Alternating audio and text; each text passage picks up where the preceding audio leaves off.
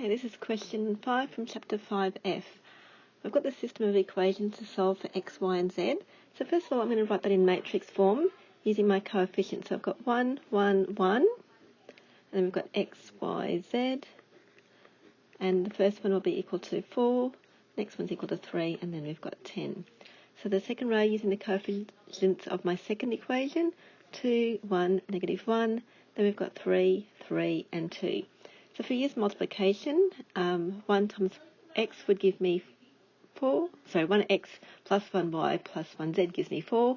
Then you can see that 2x plus the 1y, take away the 1z, gives me 3, etc. So now we're going to look at applying Cramer's rule. So first of all, it's basically following a pattern really. So first of all, we have the answers here, 4, 3 and 10. Then we have the coefficients of the y, so that gives 1, 1, 3.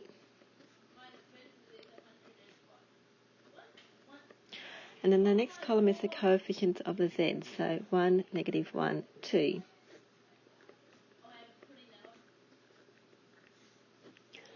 And sort of running out of room here, I shouldn't have written that there. That's divided by the original one.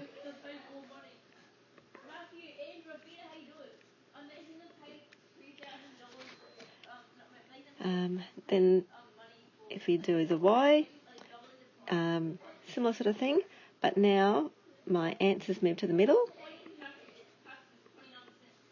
So that's my 4, 3 and 10. And then I'll just write the bottom matrix first, so leave room for it this time. Okay, so here we'll have the coefficients of the x.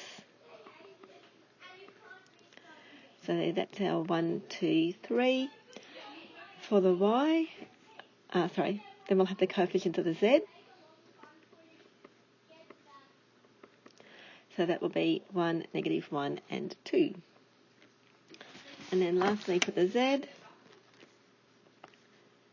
so if we're following the pattern, first we had the answers in the first column, then the second column. Now they're going to go in the third column, so that's our 4, 3 and 10. Now we have the coefficients of x, so 1, 2, 3, and then we have the coefficient of y, which is 1, 1, 3. And they'll all have that same matrix down the bottom.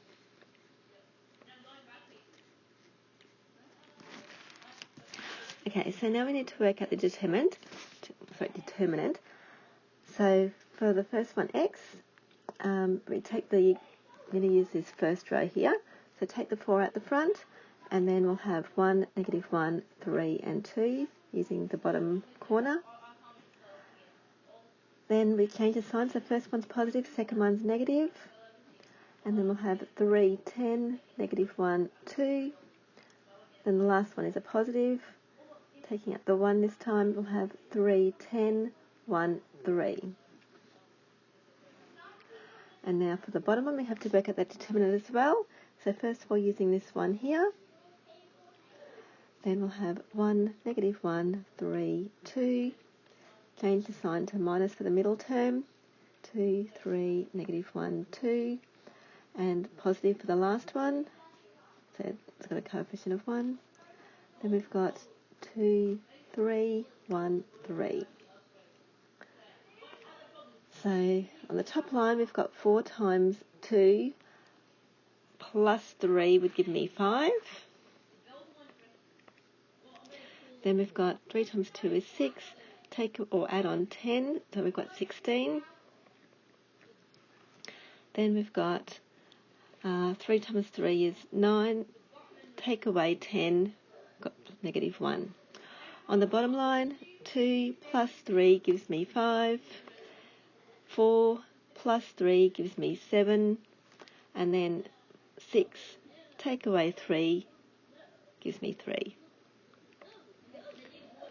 So that's now 20 minus 16 minus 1 over 5 take 7 is negative 2 plus 3 gives me 1. 20 take away 17, our value for x is equal to 3. Now we do the same thing for the y. So we've got to work out the determinant of the top matrix. So the first coefficient is 1. Then we use these numbers. So we've got 3, -1, 10, and 2. Change the sign for the middle term. So it'll be take away 2, 3, -1, 2. And then 1 is from here. Now we've got 2, 3, 3, 10. I don't need to work at the bottom one this time because it'll be the same determinant that we had as above for x. So now that will be equal to 3 2s are 6, plus 10 will give me 16. 2 2s are 4, plus 3 gives 7. And then 20, take away 9, we've got 11.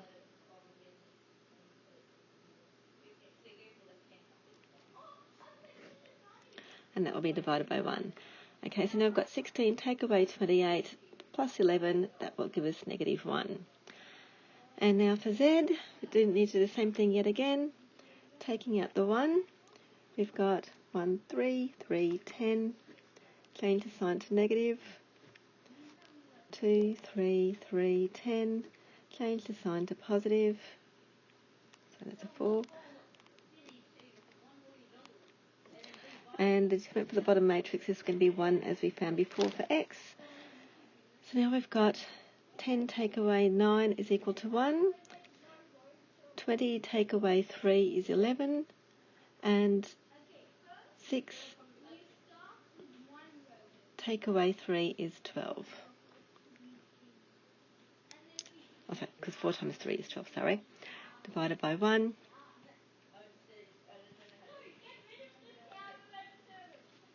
Now lastly we do a check.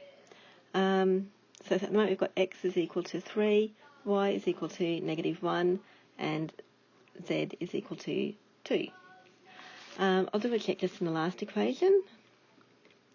So we've got 3x plus 3y plus 2z. We're seeing if it's equal to 10. So 3 times x, 3 times y, and 2 times z. We've got 9, take 3, plus 4, and that does equal my 10, which is what I was supposed to. So that verifies that my values for x, y, and z are correct.